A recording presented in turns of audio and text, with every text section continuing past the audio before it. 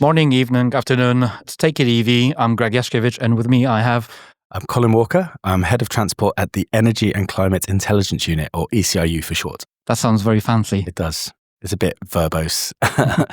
And we're going to be talking about combating misinformation. Yeah. It's never goes away. It always seems to be something that we're really concerned about. I mean, the House of Lords, their Environment Committee, did a report earlier in the year that identified EV misinformation as one of the biggest barriers that's holding back the UK's EV transition. So it's definitely a thing we need to talk about and something we need to probably be a bit more effective in tackling. But it's easier said than done. But let's rewind a little bit. How did you end up doing this job? And, what is the organization about? Like, what is the story of yours and them? Sure. And how did it all came about? Well, I'll try not to go back too far into the mists of time, but especially I left uni, wanted to kind of get a job that felt like I was doing some good and cheesily making the world a slightly better place. So I ended up doing advocacy and campaigning and policy work in a whole range of different charities like Save the Children, Minds, Plan UK.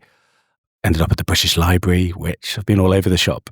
Previous to this job, I actually worked at British Cycling because my main hobby is cycling. I love it as a sport, but I also honestly do believe the more we can help get people onto bikes and make bike the obvious option for getting around, I honestly do think that will make the world a better place. And that was all part of my desire to kind of transition into the kind of climate space. Tackling the climate crisis is obviously the most important thing that I think humanity has to deal with, and I wanted to be part of that. And this opportunity at the ECIU came up because they were setting up this new program on transport. And what the ECIU does is we're a small, not-for-profit think tank, really, charitable status. Our work is to try and ensure that all the debates taking place around net zero are informed by the facts. We particularly want to make sure that kind of all the debates that our political decision makers are kind of being exposed to are kind of informed by information, not misinformation. And what that means in practice is I spend 99% of my time engaged in the debate around electric vehicles, trying to tackle the kind of daily misinformation we see in much of our media. It's a never-ending job. So does your day start with pulling up all the news and reading newspapers? And Pretty much. We have a monitoring service, so the first thing that happens when I wake up, I'll see that my phone is pinged with loads of messages going, these are all the articles out today that mention electric vehicles. And, a majority of them will contain various levels of misinformation. There are columnists in the Telegraph who are particularly bad perpetrators of this stuff. And then we need to consider how to respond. Do we engage with a journalist? Sometimes we have to it's so egregious that we have to put in a complaint to IPSO. But that's part of our job. I mean, a lot of my work also involves doing my own analysis, particularly around the costs of running an EV, and to kind of really place that in the press to demonstrate that, no, it's not as simple as saying EVs are more expensive. Actually, once you own them, they can save you significant amounts of money. This is what the facts are actually telling us, to try to tackle that particular myth that EVs are too expensive, no one can afford them. I can't deny that there is still a challenge with the fact that EVs are more expensive from their upfront sticker price, but the whole story about EV ownership is just being ignored. And that's one of the areas where we commission our own analysis to kind of try and feed that into the debate. I mean, we can do an entire episode about the cost of ownership of an EV, but number of times that I hear people saying, oh, I got this 60, 70 grand EV for 200 quid a month on my salary sacrifice. I'm like, what? I'm paying more for mine. Yeah. So most people are not buying EV or any cars, basically, for the sticker price. Yeah. People are leasing, right? Well, and wow. I mean, I think we've talking about EV misinformation. We could go flying off down so many different tangents. I know. So many different rabbit holes. But that's a good example of something that happens on a regular basis, because every month the Society of Motor Manufacturer and Traders, the SMMT, release their data on the previous month's new car sales. And in the last few months, the story has been just getting better and better for EV sales. Last September was a record-breaking month in the UK for the number of EVs sold in a month, most ever on record. Market share was over 20%, so more than 1 in 5 new cars sold in September were electric vehicles. This is unequivocally good news. And yet, the capacity of much of the media to try and spin that story into a negative is quite remarkable. And one of the main tactics they do is focus on private sales. So they'll go, but private sales of EVs are really low. Last month, they worked out that private sales of diesels had increased faster than private sales of electric vehicles. And then that becomes the headline. I mean, you have to ignore 74% of the data to create that headline. And this notion that private sales are the only ones that count, that fleet sales somehow don't count, is becoming increasingly prevalent and really twisting the debate. And salary sacrifice is a really good example of how that approach ignores a means of getting cars that is becoming increasingly common. There isn't really a particularly strong argument to buy an EV as a private cash purchase when you could get it on a salary sacrifice scheme and save an awful lot of money.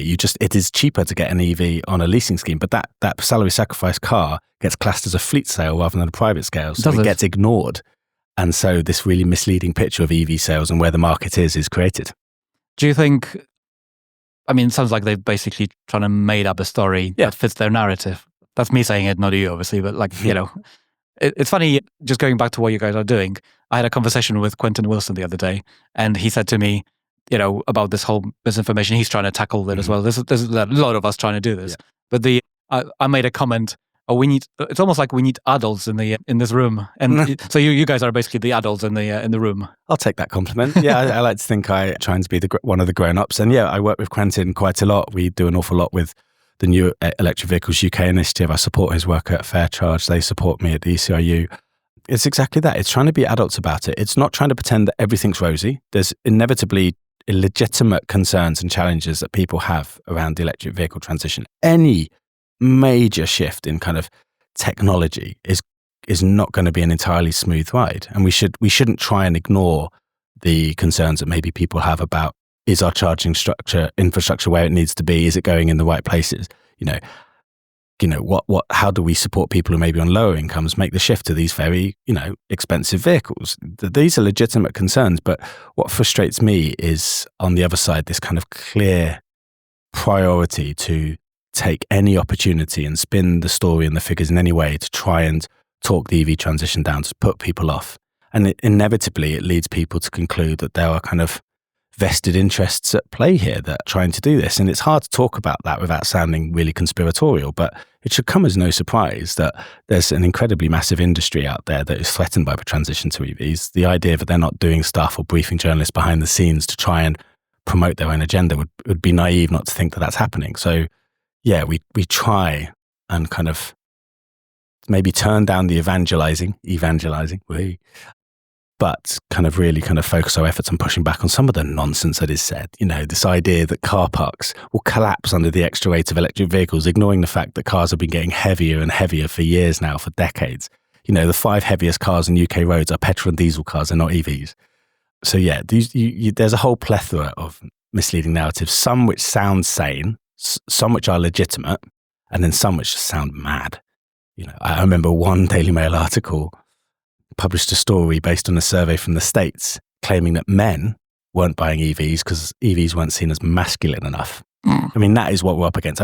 If your sense of masculinity is dependent on your car going vroom vroom, then you probably need to sit down on a couch with someone and have a chat.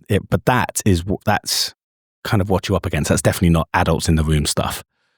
It's funny how in the last, say, 5 years, when the cars actually started coming out regularly with over 200-mile range, the whole story about the acceleration or the slow or whatever stopped happening, and now everyone's complaining about the range. It's still not enough. It doesn't charge fast enough. Nobody's saying, oh, cars are slow, electric cars are slow, because that used to be the myth, is that Nissan Leafs, Zoes were slow. Again, those people never driven any of those EVs, because I remember my first EV was a Nissan Leaf. That car was peppy. Like, if you took off the eco mode, that car was you pressed the accelerator slightly and it was jolt. Yeah. And the number of, boy races that I left in the dust in that car. Yeah, it's funny, you're right. There's, as EVs develop, more and more of the arguments being used against them just get knocked down like Skittles, and kind of those who are kind of like, dyed in the wool anti-EV people will just keep on reaching out for new things with which they can try and criticize electric vehicles. So my favorite one at the moment is, they may be really fast in a straight line, but they handle like boats. But they're no good at going around corners. And you're like, firstly, I remember back in the day growing up with people who were obsessed with cars. All they ever talked about were their cars 0 to 60 times. And now that these new cars have come along that absolutely trounce petrol cars when it comes to 0 to 60 times, they've got to reach out for something different. And that's why I think things like, I'm looking out the window now and I can see the Ioniq 5N. I've heard some people quite dismissive about it, say it's a bit silly and stuff. I'm like, no, I think it's a fundamentally important car, because there's that whole group in society, the petrol heads, the people who watch Top Gear, the people that talk about Nürburgring lap times and things, these are people's hobbies, they're their passions. That's all entirely legitimate thing to have. That car will appeal to them. And I think that car will play quite a significant role in beginning to change their minds and realize that the things that have always attracted them to hot hatches can be something that they can be attracted to in EVs as well. And I also think that group, there's an awful lot of people who aren't that into cars, but rely on people who are kind of in that kind of group for their information on EVs. At the moment, that group is spreading a lot of misinformation about electric vehicles. So cars like that can start winning those groups around, I think are really important. And, you're really going to struggle now to kind of come up with something negative to say about a car like the 5N as a means of attacking EVs more generally. And also what a statement it is as an OEM to say, we're going to do our sports, extreme model. And let's be honest, Ioniq 5 was not a slouch to begin with. I remember driving the when they came out, the dealer gave me one for 3 hours. And I had fun in it. Let's just put it that way. It was the all-wheel drive, I think, version, but it was very peppy. Like, I can't remember the brake horsepower figure. Frankly, it doesn't matter. It was faster than my Kia e-Niro, which has 206 or 8 brake horsepower and plenty of torque. I think they're 300 and something, they're twin motors. Yeah, it was ridiculous. Yeah, I mean, when I drove a 5N, it physically took my breath away when I put the foot down. I've never been in a car so fast. And the instantaneousness of the, as is characteristic of all electric vehicles, was just mind-blowing. And I've been quite interested in, there were skeptics, and I always forget his name, but one of the former Top Gear presenters who's always been quite skeptical about EVs did his road test of the 5N. And he said he was, waxing lyrical about it. He absolutely loved it. And he said, seriously, if you're in the market for an M3, really seriously give consideration to one of these. He said that how they had, by every possible driving dynamic, it was better than an RS6. And when you've got people like that who are known to be skeptical about EVs going, this thing has really changed my mind, it shows the impact that a car like that can have. And I think others will kind of increasingly follow suit. Do you think it's because it's got all the silly, in my opinion, features with like sounds and fake gear changes inside? Yeah, I think it does seem a bit silly, but if that's what it takes to win people around, then completely fine. And I think we should be wary about dismissing people's enthusiasm for that kind of stuff, because I do understand how the noise and the involvement of driving a petrol car is something that's always animated people. So if that is what it takes, and when I drove it, I kind of turned it off. I didn't quite see the point, but I've heard a lot of people say how they find it actually really adds to the simulated gears actually really adds to the driving experience. So it's clearly winning people around. Interesting. I don't miss the fact that I had to shift and be slow because of the shifting, and also I don't know, from like pure human psyche point of view, we associate the noise with the speed because that's what happens, right? Yeah. And then at some point in the 80s, OEMs actually decided to tune the exhaust sounds so they sound a bit more uniform rather than a random rattling coming out of the car. And it's funny how people just grew up with it. It's kind of like kids these days grow up with music that has plenty of auto-tune in it. And this is complete tangent, like 180 degrees, but when you see kids trying to learn how to sing, they'll try to emulate a song that has like obvious auto-tune in it, like to the point that I can't listen to it.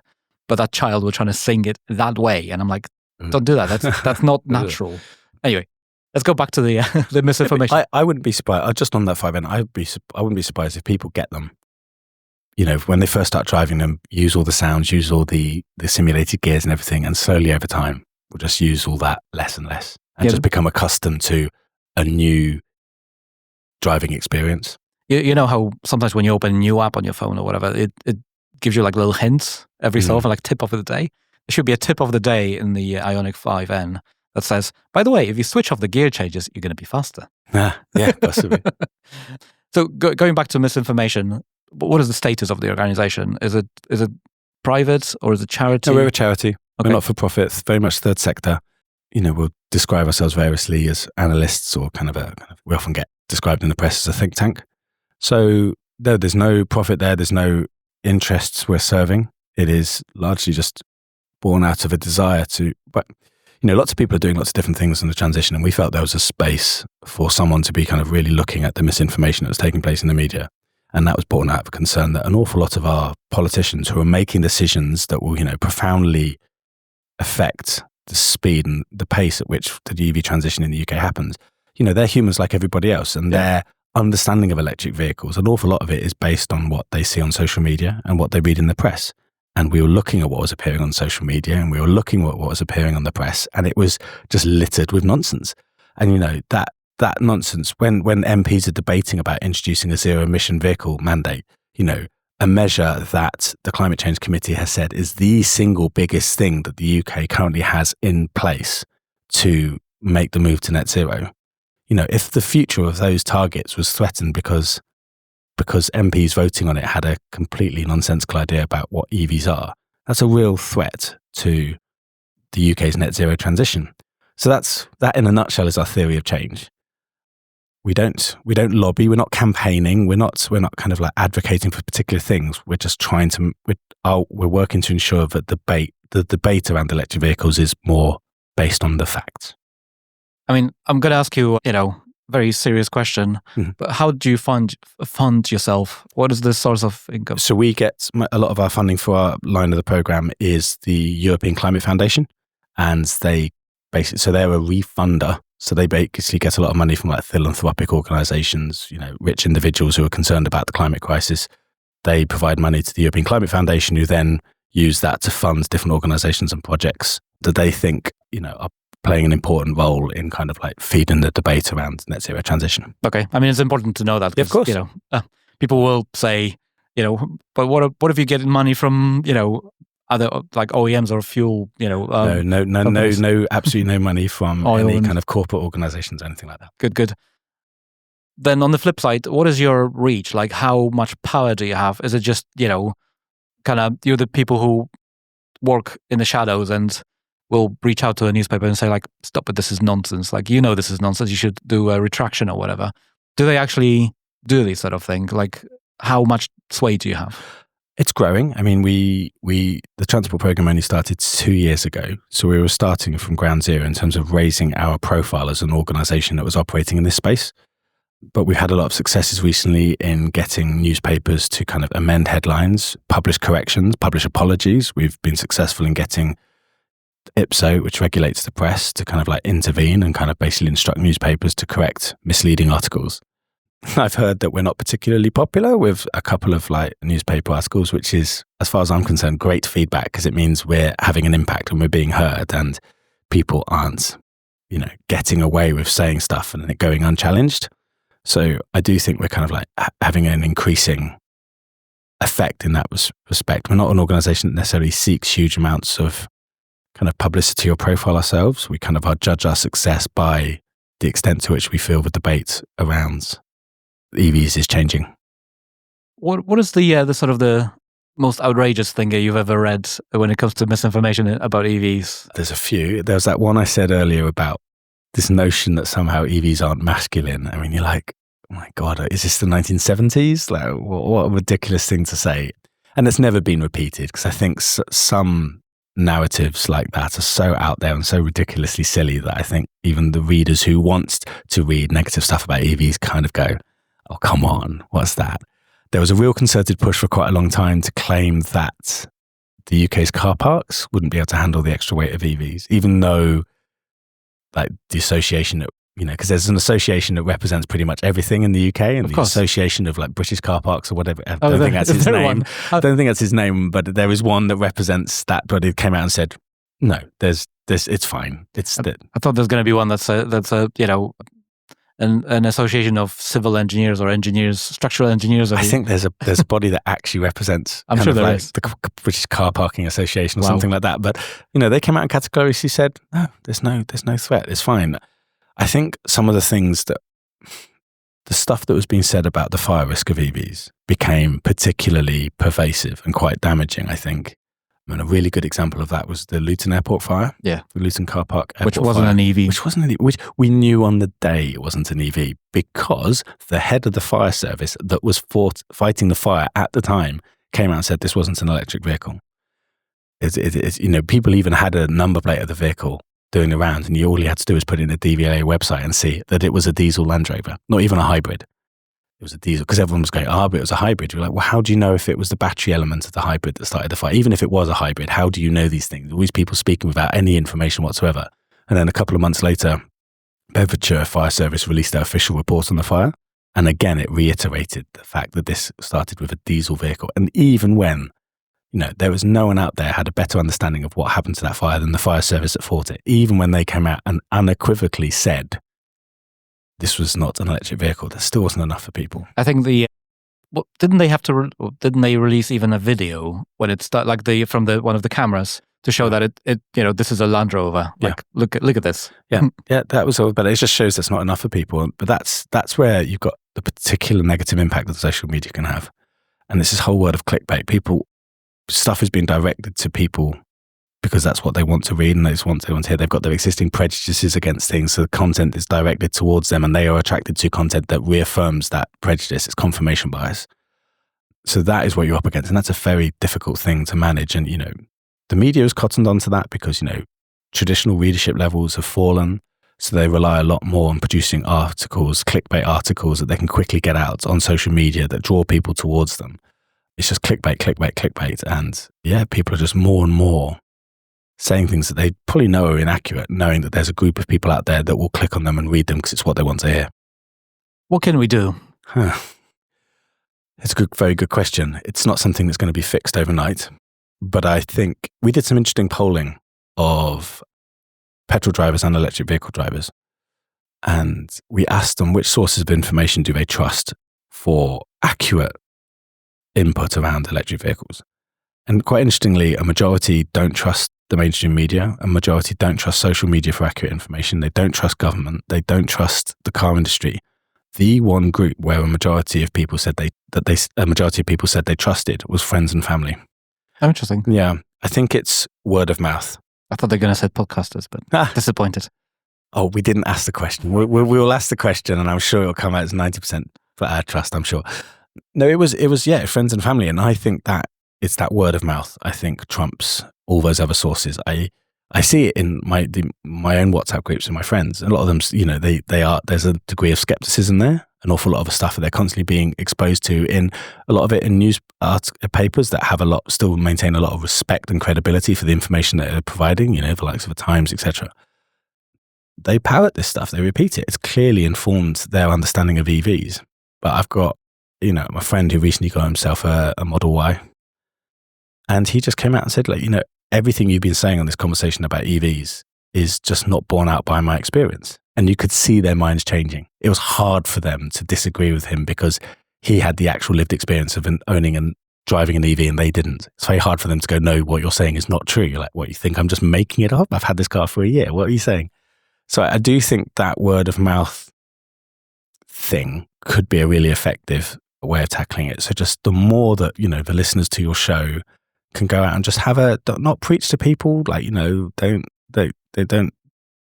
tell them off for not having an EV. Replacing a car is a major financial commitment. No one's expecting everybody today to go out, ditch their petrol cars and get an EV. What I think the whole climate change kind of pathway that we need to go on as a country to achieve net zero is just wants to see that when people come to replace their car, they replace it with an electric vehicle.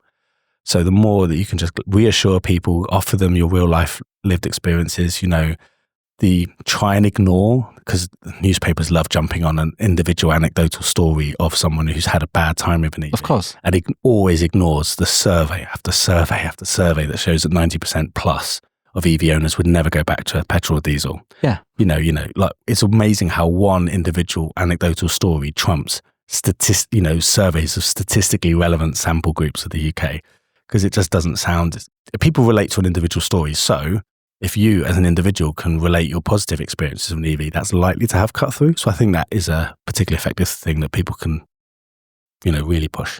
I remember reading that story about the one of the newspapers saying so many drivers actually go back to ICE cars. And I was like, I've been driving an EV for 8 years.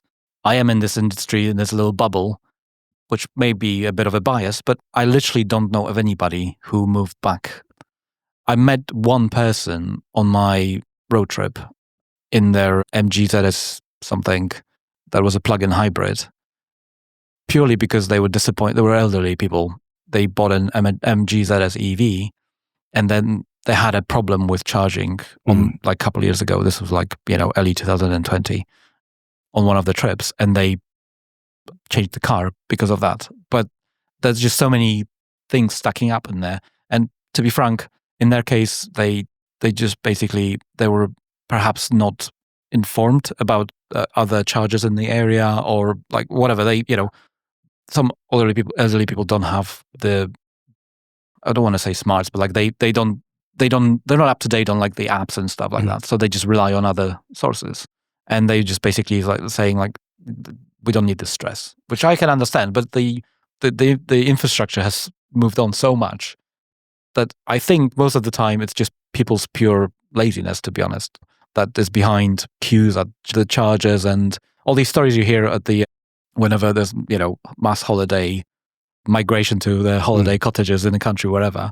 there's queues at the chargers, and you read about it. And when you look on the map, on like Zap Map and Plug Share Maps or whatever, there's always plenty of chargers in the area, and nobody goes to them, purely because they just they feel inconvenient about it, yet they queue for 30, 40 minutes. I never understand that. And then you get a story in the newspaper about it. Yeah. Although they always desperately hope. It's been quite amusing because of some of those big holiday getaway events haven't resulted in any major stories of queues. You can almost sense the palpable disappointment amongst journalists in certain newspapers. They don't have some amazing footage of EV drivers getting into a fist fight over an EV. I think that's desperately what they're hoping for. Yeah, look, some people, there is an adjustment. There's a different way of driving. People think all those adjustments are necessarily negative. People just really will not engage with the fact that, particularly if you have a driveway, which a majority of households in the UK do, you never have to stop at a petrol station. You just get home and it fills up while you sleep. People just won't engage with that kind of like positive, improved aspect of car ownership that comes from owning an EV. Obviously, there will always be people who aren't satisfied, but I think a 90% plus satisfaction rate is not to be sniffed at. And I there's evidence that newspapers are finding it harder and harder to find these stories to kind of like portray these negative experiences. We had one recently where, last year there was an infamous article by Giles Cohen in the Times in which he talked about his negative experience with his Jaguar I-Pace, a car that is, quite well renowned for not being the most reliable vehicle on the road. Jaguar as a brand. Yeah, its reliability isn't great. I mean, I hear a lot of people saying it's a wonderful car, not a great EV. It's pretty slow charging, etc., etc. But it's also been around for a while. He's said a lot of stuff in that I think kind of frustrated quite a few people in the EV community. But then there was another article that appeared a few weeks ago in iNews about a woman complaining about bad experiences in a Jaguar I-Pace. And we looked into it and put two and two together, and we realized that this columnist was the wife of Giles Cohen.